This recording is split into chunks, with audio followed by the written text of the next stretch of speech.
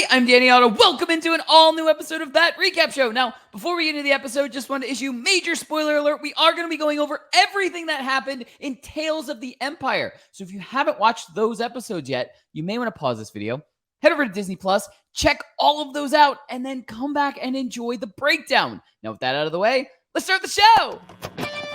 Poppin' Off presents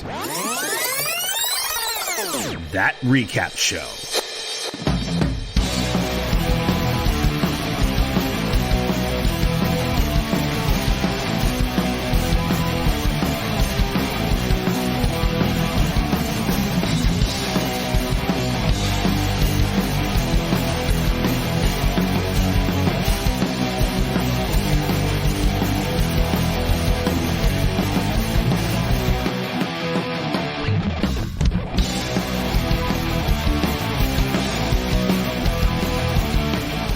Joining with me to break down everything from Tales of the Empire, it's Jon Rico! Hello. Hello! Tales of the Empire.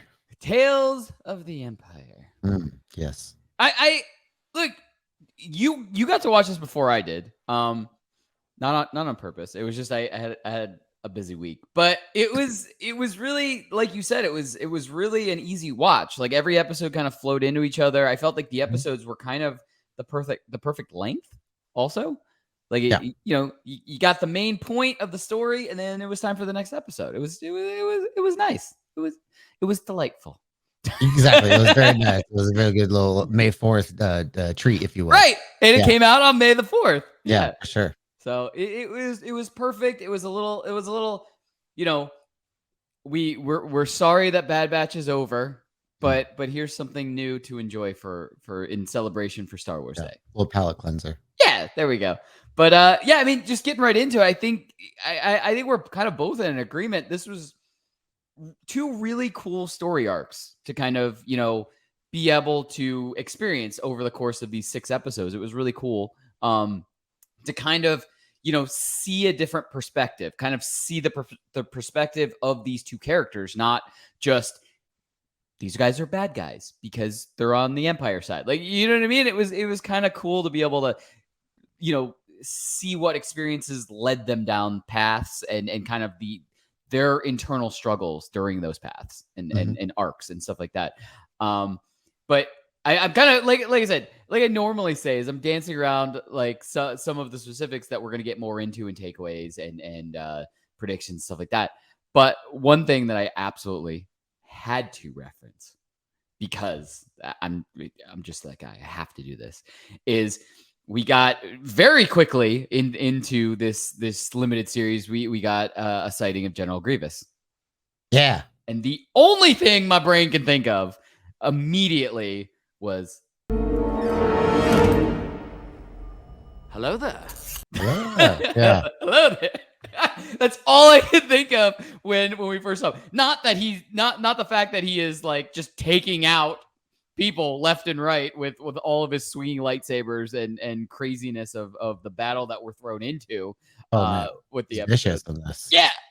Absolutely vicious, especially Crazy. when he like stabs Morgan's mom. Holy shit! But yeah, and the way he's like maniacally laughing as he's saying like "run," like it's more brutal than we ever saw him in the movies and Clone War. Like it's crazy. Yeah, but my brain was still in the let's make memes of this and say hello there as much times as possible. That's all that was going on in my head during that whole battle scene. But Rico, what were some of your instant reactions to Tales of the Empire?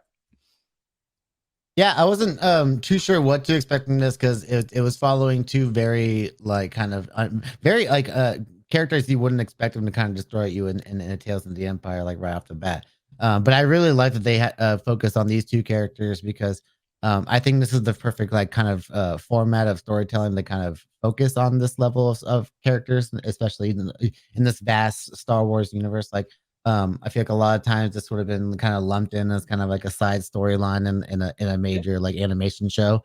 But when you have like a cool anthology series like this, you can kind of just like pick some cool characters, be like, okay, what can we do to kind of like flesh out more of their storyline and just kind of add more depth to that character? And I think this is a great example of how they did that. And I thought they did a really good job on these two characters in general. Like and yeah, we'll get into more of it a little bit later, but I think it was really cool how these two characters' journeys kind of mirrored each other, and how events that happened early in their lives went on to impact the rest of their lives later on, and in different ways, but also through their connection with the Empire. Yeah, absolutely. You want to get to some big takeaways? Yeah.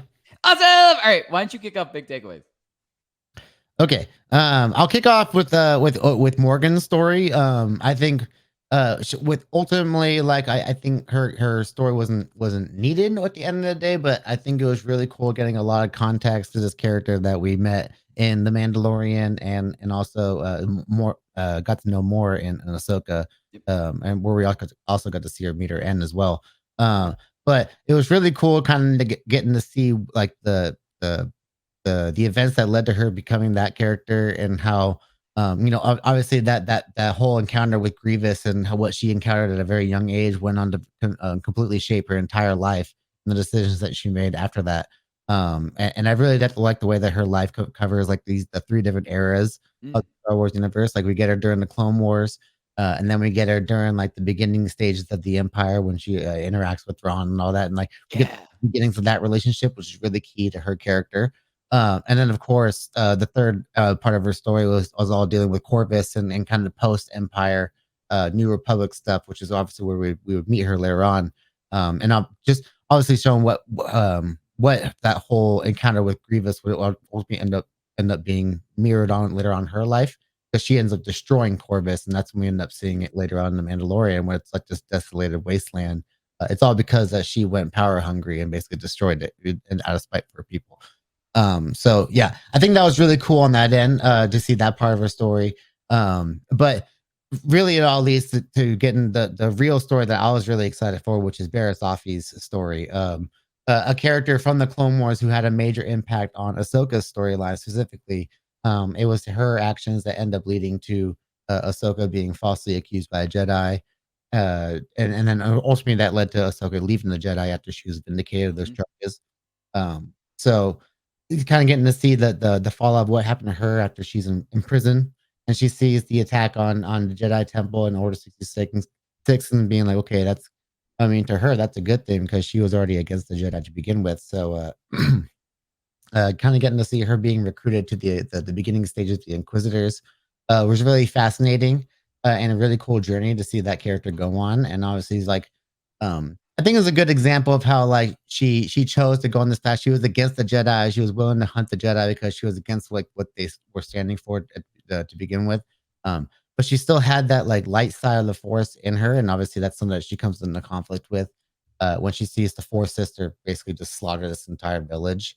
And it's freaking insanely crazy. There's some pretty gruesome stuff in Yeah. both these stories, which is pretty wild. But I think it's obviously that whole dynamic between those two characters that makes her have to like decide that she's ultimately a Jedi at the end of the day. She's not really what the Force sister is trying to be. And then it leads to a great third part of the episode, of course, when she's like a healer, and she kind of gets we're gonna get this great like redemption story with Barriss after she did some really bad stuff in Clone Wars. And obviously Filoni, of course, will answer the question like, what happened to Barriss Offee with like what happened to Barriss Offee, because she gets stabbed, and then of course they walk off. We don't know what happened after that, so it's just like, oh no, pretty. I mean, he answers questions by making us ask more questions, which is really great. So yeah, it's man, a pretty great like, and again, the way these two characters mirror each other, like we see how one person sees the destruction of her people, and then it leads her to become basically like another version of the person that destroyed her people, and then we see another version where she sees that she doesn't want to become that type of person, and she goes back to her old ways and becomes a redemption of herself. So yeah, I like the way that they chose these two characters to kind of mirror each other in those ways.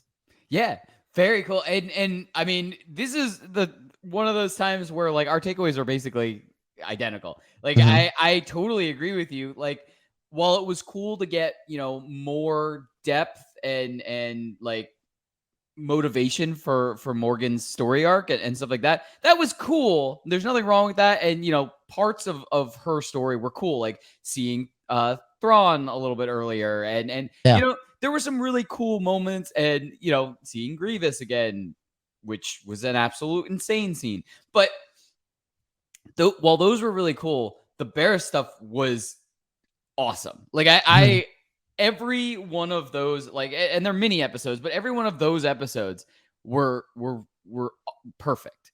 Like Yeah. I loved how we had, just like you said, a redemption arc.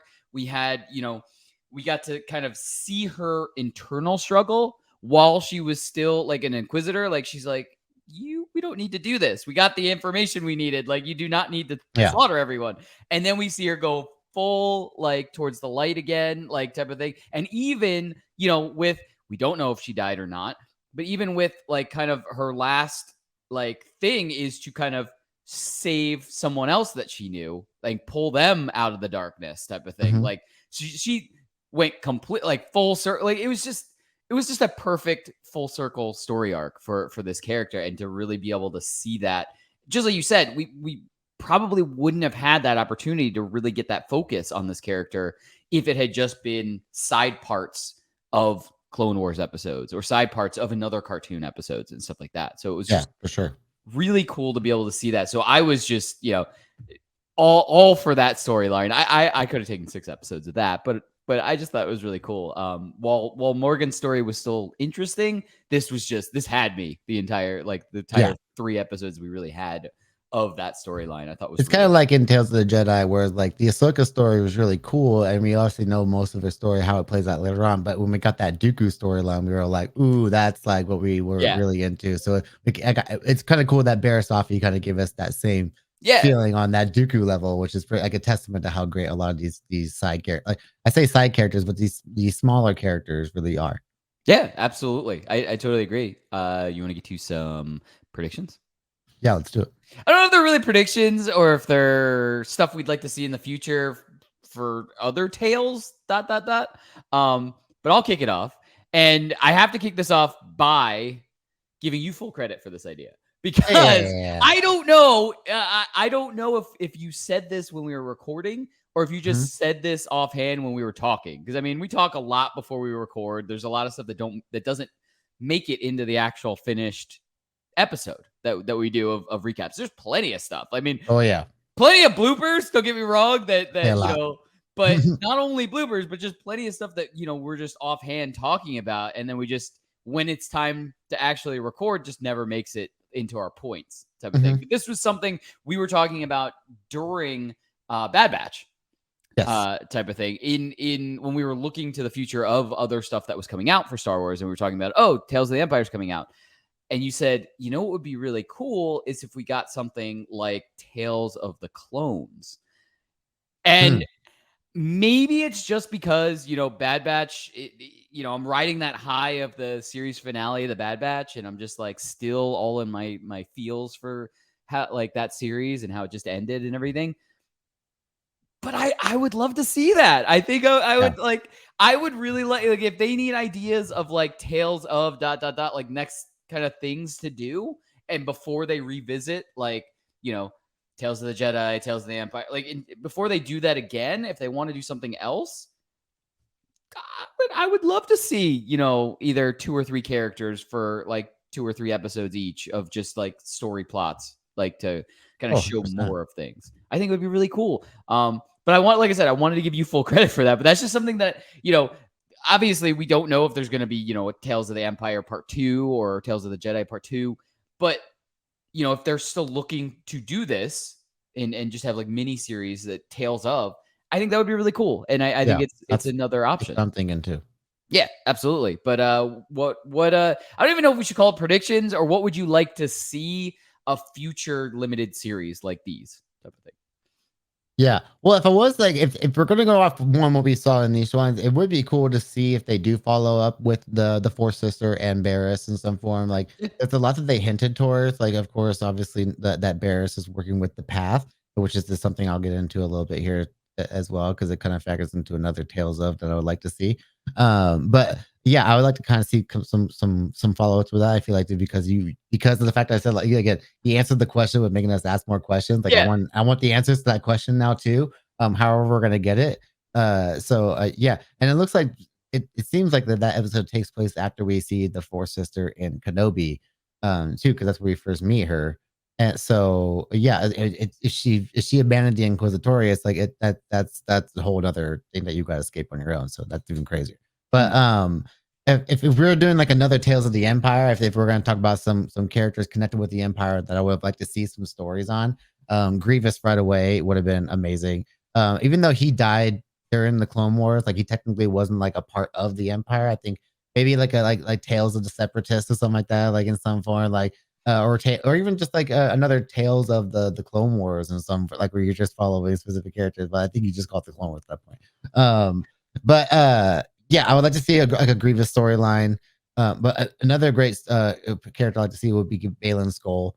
Just kind of seeing how he would eventually like turn to be a character that would be connected to Thrawn at some point in the Empire. Like I would like to see that kind of like Morgan in some way. Like I would like to see that first interaction between Thrawn and Balin. I think we see it in the Ahsoka actually, but I would like to see the ultimate the journey between them and Morgan and all that leads to that all that happening.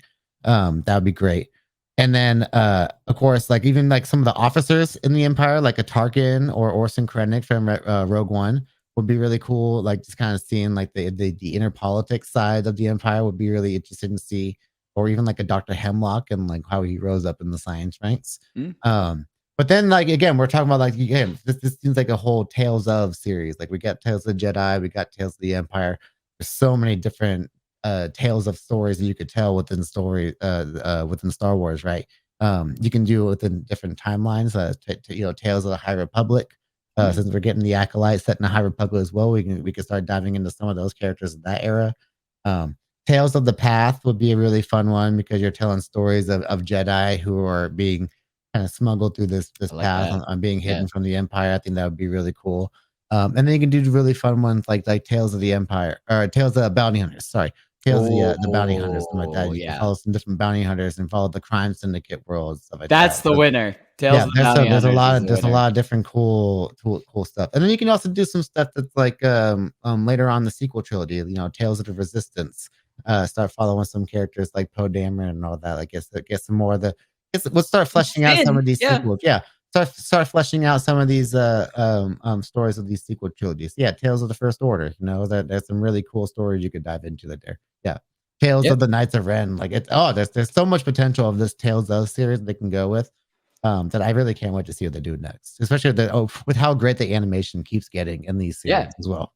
Yeah, absolutely. I think the two winners right off the bat. I might be biased because I just as soon as I said one and you said the other one that you said, I think is perfect. I think Tales of the Clones and I think Tales of the Bounty Hunters. I think both of those are winners. Like 100% need to happen. I would definitely love to see immediately. Stuff like that. For sure. I think both Tales of the Bounty Hunters just because there are so many places you could go with that.